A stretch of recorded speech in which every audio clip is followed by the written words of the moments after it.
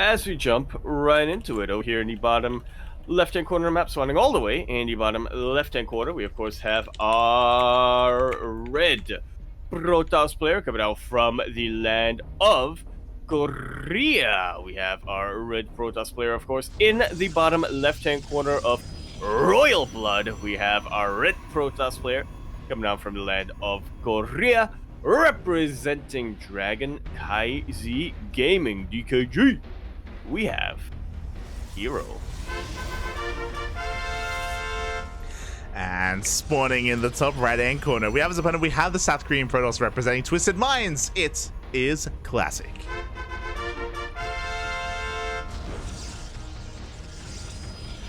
Here we go, and for the time being, we do have two gate openers all around, as to be expected on a map like Royal Blood, but I'm still very excited here for what is to come. We have seen players like herO and Classic as well actually take the gold bases on this map before, even in PvPs.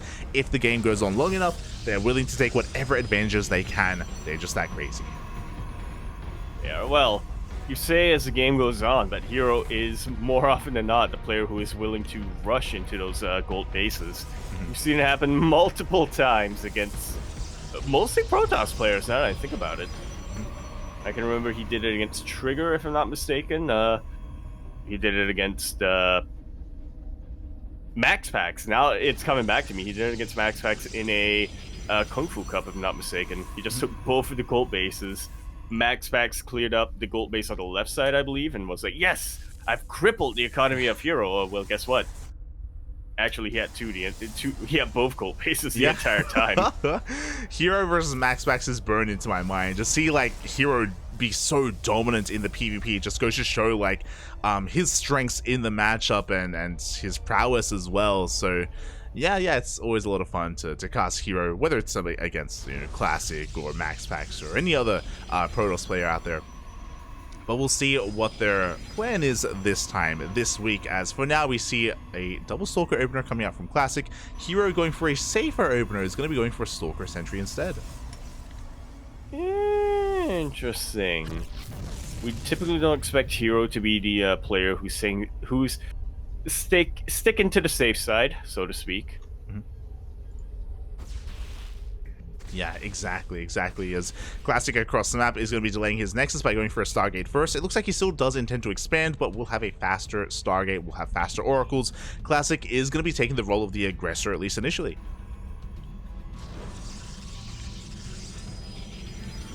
Yeah, and we'll see if this works out for him. Already he's bullying the single stalker of herO. It will go down. Classic gonna be able to get away with both of his stalkers, although one of them is on critical health. That was really cute from Classic. I don't know if you saw, but he actually body blocked to allow this one weakened stalker to make it out alive, and it looks like both stalkers will survive. Very crisp micro out of Classic, and herO for 1 second just was inattentive. So yeah, Classic coming out ahead here in the early game, just slightly. You can see it in the movement of herO stalkers as well. Once he realized that he was getting body blocked, he wanted to chase down the stalkers of Classic. He wanted to, you know, reciprocate the damage a little bit. His pride was wounded a little. You know, being out-microed in such a way. Yeah, exactly. So it goes to show Classic is definitely one to keep up with herO. The Oracle is now out, is looking for some damage. We have Adepts to threaten the natural, we have an Oracle to threaten the main base, and we're not stopping with one. We have another Oracle on the way from Classic. Yeah, as he transitions into a Robo facility, herO, meanwhile, was much quicker with that Robo. Oracle being forced to utilize a lot of its energy, actually, over here dealing with the Stalkers. So yeah, nice start here for herO. Yeah, exactly. Does take down one of those Adepts as well. I'm curious to see if we see more of a Gateway Explosion out of Classic. He has already taken out 2 Stalkers of his opponent. But here we go. The Oracles do join forces. They're being chased by the hallucination. So herO sees everything. He's in position. He will not allow these Oracles to get damage done. Not yet, anyways. Classic is still chasing. He notices that the Stalkers are a little bit distracted with those Adepts. Somehow Classic keeps his Oracles alive, despite the quick reaction from herO here. That Oracle is literally on like 1 health, Exactly, as 4 health. we saw Classic just try to pull apart the attention of his opponent with those adepts, and he was able to get 3 worker kills. Very nicely done. Back at home, we are commencing immortal production. No Twilight Council, so no blinkers on the horizon here for Classic. He's working on a more immortal heavy composition. We have a Forge on the way, so he's not setting up for a 2-base all-in. He is thinking a little bit further ahead with those upgrades, or at least it seems to be the case. Yeah, we see a recall out of here, keeping these oracles alive. Classic not one to risk a very weakened oracle to go in for even more proc damage or anything like that. He knows that he does need to rely on some of the utilities that the oracles provide in case of a follow-up counterattack coming out from herO. Yeah, exactly. As Blink and +1 are on the way from here, so he's going for a more Blink heavy Stalker composition. herO will have a more mobile army compared to Classic. Classic, on the other hand, is going to have a beefier army with now 3, I imagine soon to be 4 Immortals. It's going to be a pretty intense, a pretty hefty army from Classic, but herO can outposition, he can outmaneuver it. Yeah, he can try. Yeah, there is a lot of space on a map like Royal Blood to try to outmaneuver the army. We see it time and time again on when a Protoss player is able to kind of cut the army in half right outside the 3rd base location. No units in position here, but of the natural base of herO, it will result in these oracles getting 7 more probe kills. Very nice stuff. Yeah, 7 workers go down, crippling the economy here of herO. herO does have a slightly faster 3rd base, but not a good start here from herO whatsoever. He's going for a Dark Shrine. He does have to try to come back in some way, shape, or form, and DTs are a good way of coming back, but the pressure is definitely now on herO to make something happen.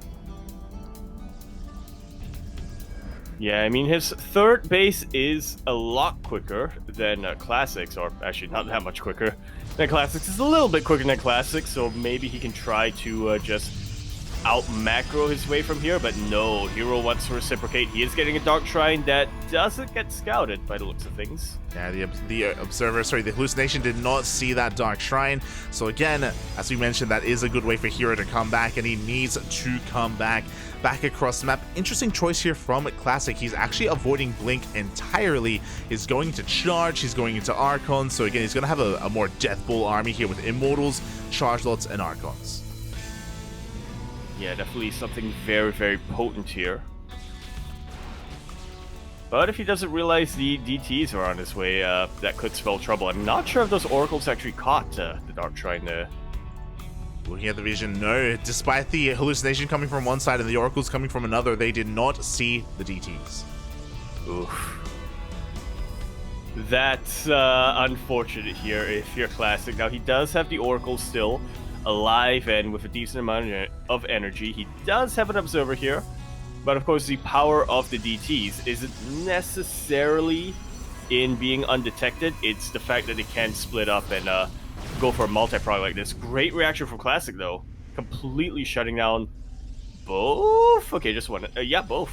Yeah, exactly. We actually forced a recall on this other prism. There was a Phoenix in position and did force the recall. So in the end, herO, he does nothing with his DTs. He still has a decent Stalker army. He's up to 13 Stalkers, but I still need to give the edge to Classic as he's now moving out. And I mean, look at this army. Despite how many Stalkers you have, there are so many Immortals. Yeah. Sometimes you get perfect positioning and better upgrades and really on-point blinks. You know, Stalkers can overpower Immortals, but look at the army supply difference of our players. I do not think herO has anywhere near enough Stalkers to really pull that off. Yeah, I mean, he has Stalkers out on the map. They are racing back home. Zealots are diving in towards that natural base. Shield batteries and cannons are falling, and damage is being done. And how can herO really engage this right now? He has a couple of Immortals on his own, to be fair, but the Zealots, they are being brought back here to help fight with the main army.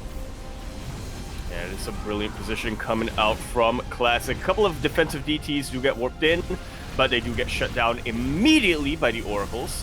Oracle's starting to run out of energy a little bit, and Classic only has one observer, but in the end, it is just way too much Protoss. GG is called, and Classic will be taking a pretty decisive game number 1.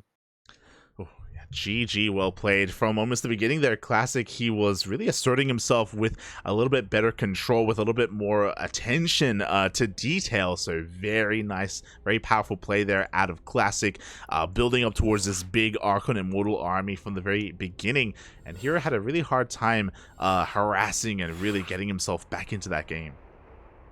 Yeah, it felt a little bit uncharacteristic, if I'm being honest. herO wasn't the player taking the initiative that time. He was more of the reactor than the player who was really setting the pace of the game, which isn't something you see too often, but maybe it was specifically because of the map we were on. Royal Blood is a fairly macro-oriented map, at least that is the current consensus.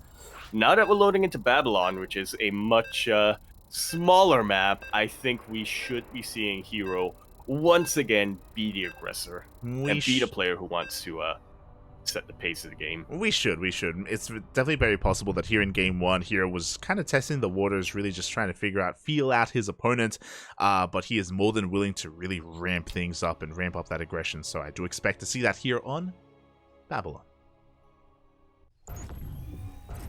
See if expectations get met as we are now loading into Babylon. We're in the bottom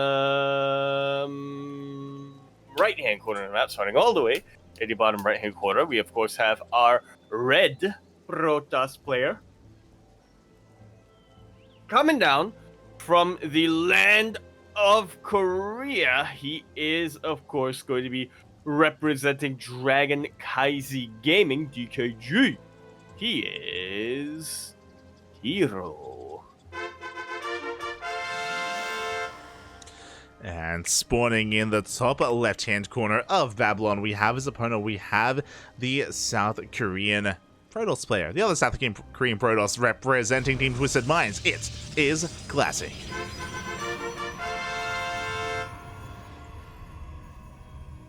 You put it like that, it's like, yes, he's the only other Korean Protoss player. S for Classic. Or S for Creator, sorry, not Classic. S for Creator and Nightmare and yeah, exactly. the others. I mean, they are they used to be so abundant, but now they're an endangered species. It's true. We don't see them as often as we used to, especially in these ESL Open Cups. But despite that, we still have the PvP finals, so good to kind of bring it back to how it used to be back in the day, as both players are setting up for Gate Expands. Again, very different openers this time on Babylon. The reason for that, if you're wondering, is because we have a ramp. We have a ramp coming into the natural base, so because of that, we have a much more defensive advantage for both players, so we can be greedier, we can be more economic. Indeed, we can, and both players are just taking advantage of that fact. Classic having a little bit of trouble as herO does block his Nexus location, or his natural base. That's a commitment, and the probe is still alive. What do you throw down here, herO? herO, he's forcing Classic, or he's trying to force Classic into a one base all-in. herO was able to throw down his own Nexus. herO actually, oh my god, as Classic throws down some shield batteries in the natural of herO. That's a lot of shield batteries. He's pulling a herO. First Zealot is making its way across the map. Boys have to be pulled. The Stalker has arrived. Can herO stop this from snowballing out of control? Does get a cancel. One of the shield batteries is looking for some more cancels as Zealot does arrive. Yeah, there should be enough probes to force the cancels on top of all of these shield batteries. I say that, but one of them finishes up. The other one will not go down as the shield batteries, funnily enough, I think are looking to heal each other here. But yeah, they do run out of energy. And this should be the end of the aggression here for Classic. I say that, but an Adept rocks up. An Adept does arrive. We do see Classic just throwing down a Stargate back at home. Still no Nexus, still no expansion. It looks like, as you were saying, though, herO should be able to maintain control of himself. Like, despite these shield batteries being here, I don't really see this getting too much more done. Oh. I mean, it's going to have to. Classic decided not to macro out of the scenario. 2 more probes go down, and it does put herO at a little bit of a worker deficit, but obviously he's on double Nexus. Yeah, exactly. It doesn't really matter that much that he is at a deficit. herO can afford to lose some workers. He can replenish them a lot easier here than his opponents. He also threw down his own defensive shield battery so he can fight toe-to-toe with this army, and he does bully back Classic. Meanwhile, Classic, he hasn't killed that pylon. He's going for the unnatural natural. Is he trying to fake out a one base? Like, is he trying to I think so. force herO to think that he's all-inning? Yeah, unfortunately here he calls his bluff. He's sending his adepts across the map. The wall is a wall. We're able to throw down at that building just in time, but hero's checking and he finds the base. Now, we don't have any player cams here, Light, but I can already see herO shaking his head. You thought you could get away with this classic? Oh, Lord. Oh my god, in the end, yeah, I mean, Classic is trying to transition out of this. It was a big commitment to throw down these shield batteries. They are going down. They are being killed, not cancelled. And because herO sees this base, he's just going to constantly threaten shades here in this mineral line, and Classic is going to have a hard time mining. Yeah, Void Ray is now on their way. Finally, that pylon is being dealt with, slowly but surely.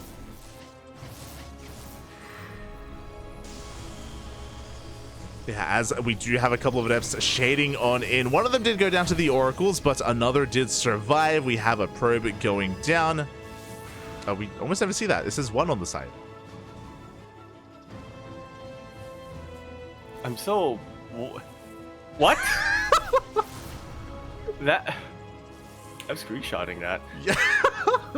So fun fact, we are using an updated version of WCS that we almost never use because this has the Colossus nerf or the Colossus fix. So maybe they also updated that to show us when one probe dies. Nerf. True. I don't like it. It looks so unnatural. Like we don't need. We can count to one, okay? We don't need to know that one worker died. Shaking my head. One worker might as well be 0 workers. Like, don't dignify that. We don't need to know that one worker died. Workers die all the time. This isn't new information. This is ridiculous. For those wondering, for years, for many years, we've been using WCS Game Heart, and you only ever get to see when more than one probe dies, but that has changed in the new iteration. Meanwhile, here we go. The oracles are diving on in. The army of Classic has rocked up. He is one base all in. Essentially, he has a massive army, and herO was not ready for this. Yeah, one probe went down here for herO, as the Void Ray Prismatic Alignment will be making short work of the Stalkers, but the herO Micro stands strong. Forced to pull a couple of boys, but he can afford to lose them, obviously. herO survives. herO does. And he has a much better economic position. He does. That was very committed from a Classic. He was hoping to end the game then and there. Now he has to transition. He throws down gases, throws down a forge, throws down a robo. All of this was thrown down as he was being defended, and again, clearly this was just not the plan for Classic, and herO has a nice lead going his way. That lead being shown and represented in this Twilight Council, in this upgrade in Blink. Yeah, it's going to be finishing up in about 5 seconds, and with that, herO can really just bully whatever Classic has back at home. I mean, he has a couple of sentries. They don't really have a lot of energy on them. He has shield battery, but of course the most worrisome aspect of this offensive Classic is that his natural is in the unnatural position. Yeah, and here we go. We have Blink. We dive past the army. We take down the pylon. Going to be depowering. Oh my... Ooh.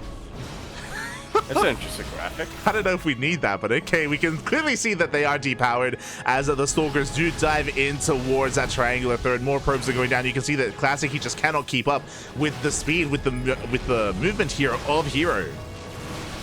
Yeah, he's trying to pull something off right now. He does have an Immortal. Yeah, he does have an Immortal, but it is going to be an isolated Immortal. Very isolated. Oh my lord, I'm surprised that it lived. Oh, exactly, as another pylon is going to go down, just depowering these buildings once again. And, oh, herO, he's getting ready to dive in towards that third base, but an army is waiting for him. He has to be careful. He's being surrounded. Oh, yeah, double Immortal right now will be able to deal with this little pocket of Stalkers.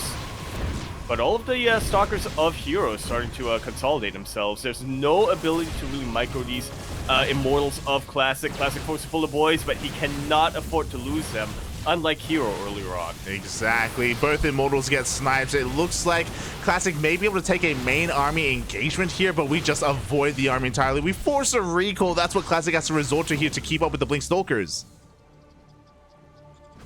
As of course his own Stalkers don't really have anything on them. They have no blink, they have no pretty soon he's gonna have +1, but I'm not convinced he's going to have the army that is able to utilize that.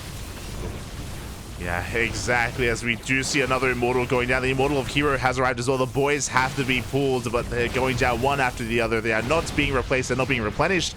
And herO comes in with reinforcements. We're going to have a series here. It's not going to be one-sided. Not going to be a 3-0. Here in game number 2, herO is looking to put a point on the board.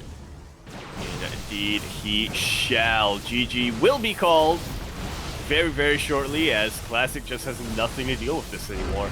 There we have it. GG. herO ties us up sideways 1-1 in our best of 5 grand finals. And once again, we kind of see herO being the reactor, or being the reactive player against Classic. I'm not really sure what possessed Classic to commit to that shield battery commitment, but it was what it was, and herO was able to deal with that brilliantly.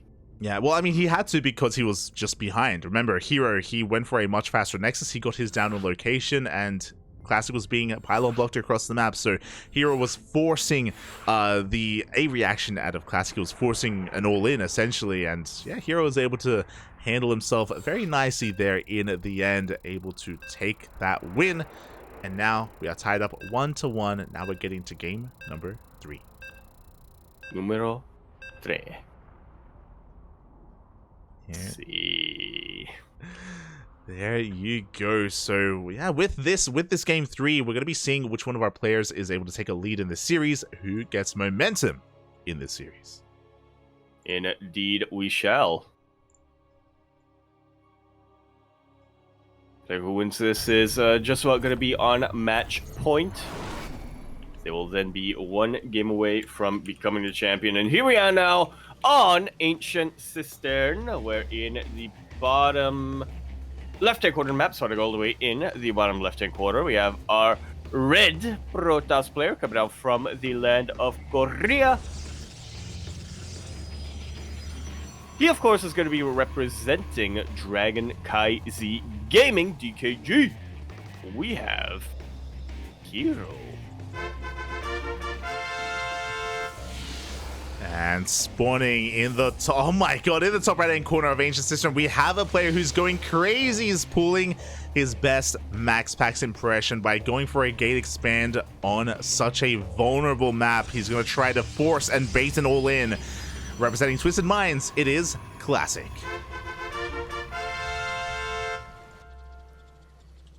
I think his new team is messing with his mind a little bit.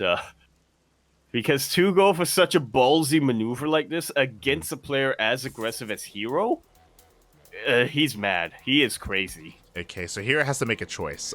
He does go for a 2-gate opener. herO can either go for a 1-base all-in, and I assume that's the case because he has a probat on the map. The other thing he could do is to try to macro behind this and just play catch-up and play from behind and go for a later Nexus, which is always a difficult thing to do in a mirror matchup, especially when your skill level is comparable to your opponent's. So with this probe being sent out of the map, show us what you got. I mean, we all know that for herO, that's not really a choice, you know? If you see an opportunity like this, you have to pounce, and there we have it. Our first fort pylon does get thrown down. What is going to be the tech choice, though?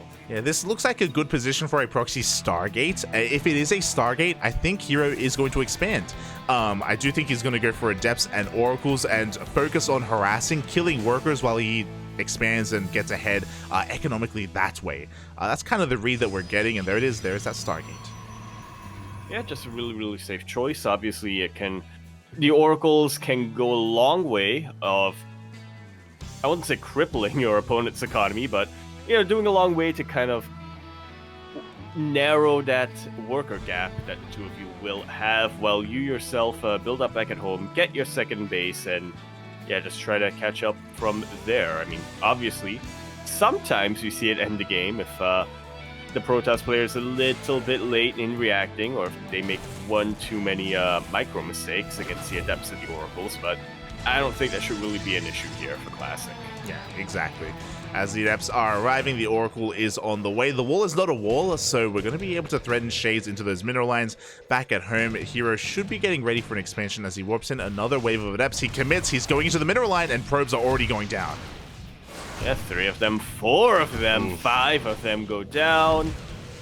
Even a 6, and this is before the Oracles rock up, mind you. Yeah, this will be able to just barely make it out of here. even without the proxy oracle, as you were saying, like this is already a good amount of damage being done here. herO, he is successfully catching up into the economy despite the fast nexus of his opponents. And here we go, the oracles do dive in alongside some adepts. And this is enough to, okay, actually not quite enough to one-shot, or maybe it would be if the units did coordinate together. 11 probes have gone down.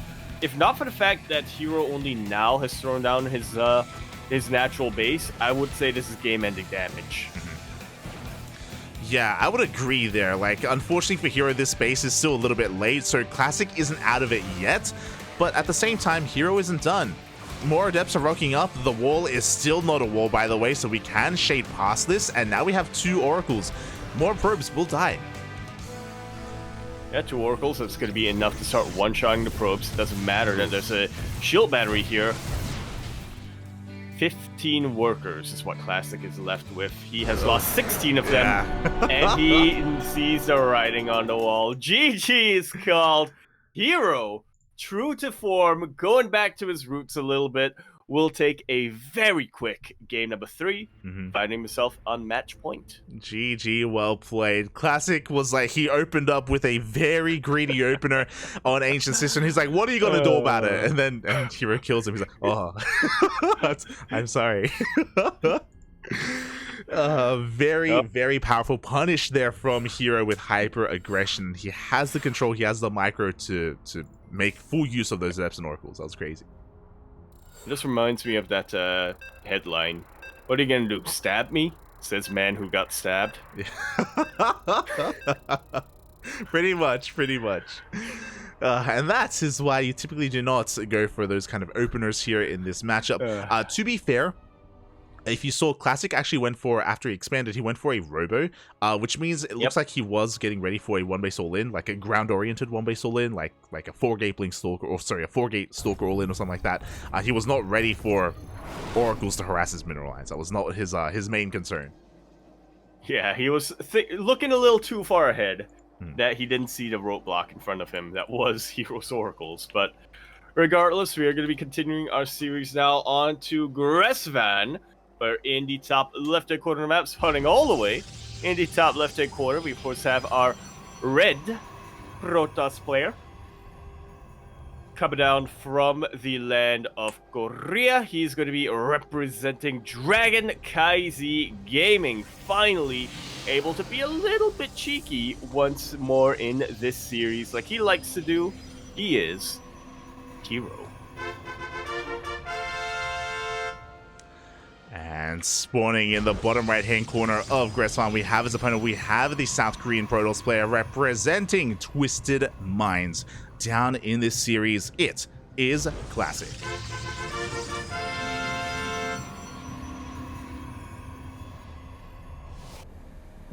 Hello there. General Proby. I never noticed that there's ambient noise coming from the vents. Yeah, it's the steam. It's the steam. Yeah. Anyway, we're setting up for a 1-base all-in. Oh, actually, no, never mind. I assumed that this was Classic's probe. So herO does have a probe out on the map, and even if he does throw down a pylon, this is looking like a really interesting location. For now, just going for a double gate opener, so is his opponent. I don't know if herO's going to commit with this, as this is technically on herO's side of the map. Yeah, I mean, technically it could still be a 1-base all-in, like you said, but it is a very interesting location for a pylon. It's a little bit too far away to really be something hidden, but it's also like you said, technically in herO's side of the map, so it's not really a proxy. Is it just going to be a spotter pylon? It can't be. So this pylon is designed to fake out Classic a little bit. So Gressvan is a very common map for 1-base all-ins. Specifically behind the rocks and behind the gas geysers is where you throw down pylons, which is exactly where herO threw his down, except this is typically the location where Classic would proxy. So it's going to take a long time for Classic to find this. He's looking for the pylon. He just found it. Oh, yeah, there we go. He's looking for the pylon. He sent out a second probe as well, so extra lost mining time for Classic, but he comes across it. Now he knows he's not being proxied.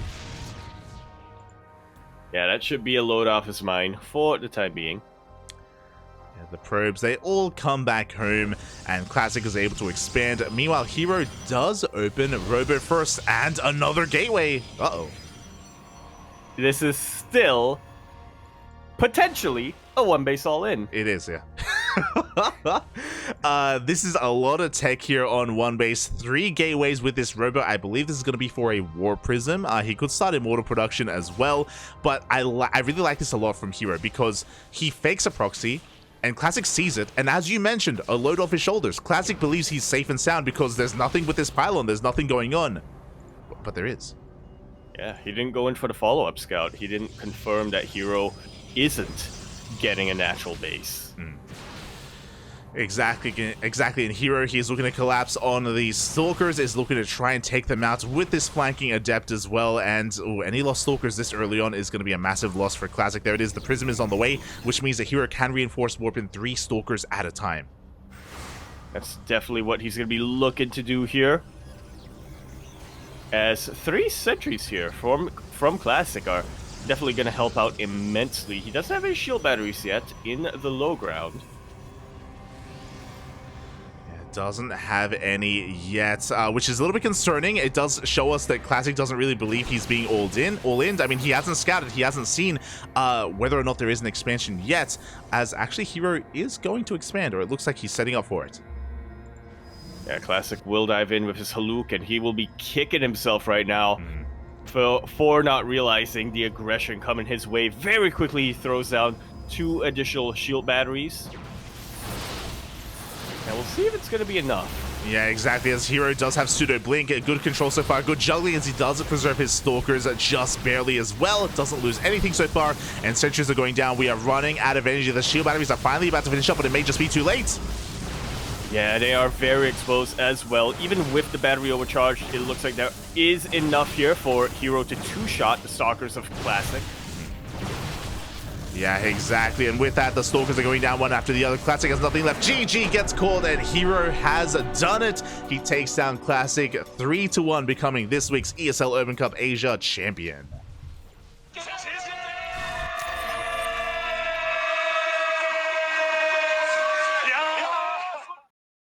GG. I love the evolution of strategies coming out here from herO. Game number 1, just wanted to suss things out. He played more macro-oriented, and yeah, he ended up losing that in the end, unfortunately, for herO. Game number 2, he wasn't quite able to formulate anything, just because Classic was the one to force the issue, but herO kind of showed Classic why you don't do builds like that against herO, because he was born in and molded by it. He knows exactly how to respond. Game 3 and Game 4, 1 base all in, or I think 1 base all in both of the times, because he was feeling that confident against Classic, and it paid off big time. That is the herO that we know and love, the hyper-aggressive herO who will just bully you with his micro into a victory. Exactly. I mean, that was just really well executed by herO. I loved specifically that last game. There was a lot of mind games coming into play, a lot of like 4D chess, and for herO to fake a proxy pylon for it to be found out, and then for him to commit to an all-in anyway, but back at home instead, it was all just really well formulated out of herO, and unfortunately Classic, it took him too long to realize what was happening. As you mentioned, he never checked and he never scouted to see if herO was expanding, which is why those shield batteries were so late. They finished like in the middle of the fight, in the middle of the all-in, so Classic was just woefully unprepared. Very, very much so, man.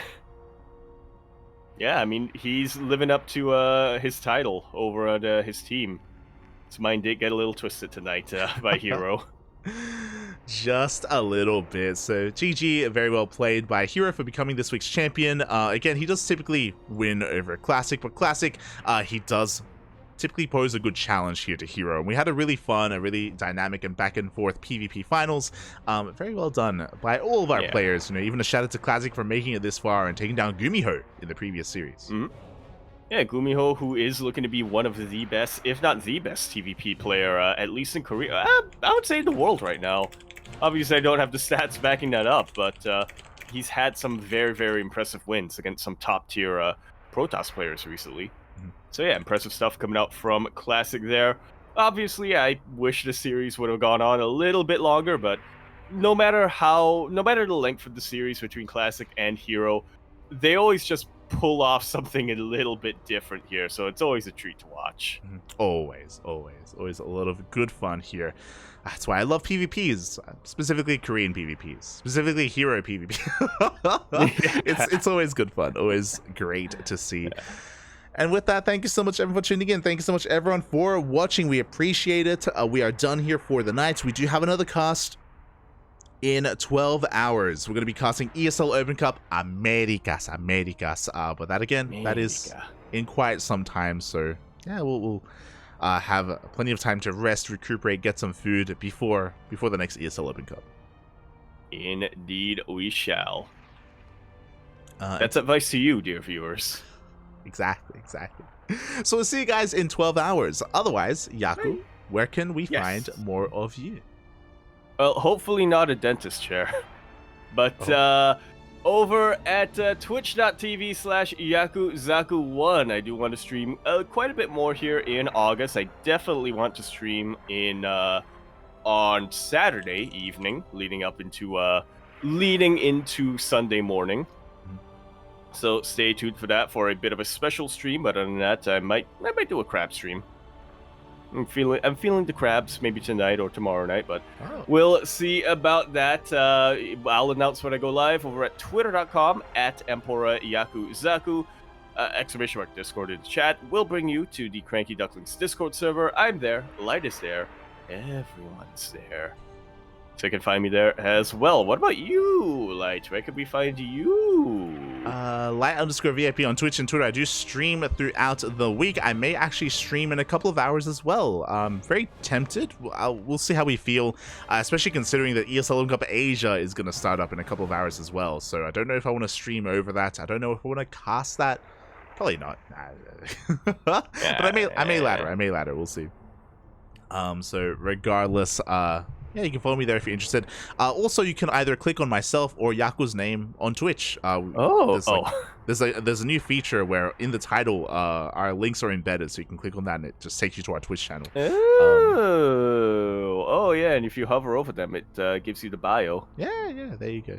Yeah. So that is available if you are interested in following us. Otherwise, follow us here on the CranKy Ducklings! !Socials in the chat, and you will get a link to our Twitter, Facebook, Instagram, YouTube, and Discord server, so you can interact with us outside of just these streams if you wish. If you want, you can find us there. Otherwise, thank you so much for watching. Thank you so much for your support. Yaku, do you have anything you want to say before you head off for the night?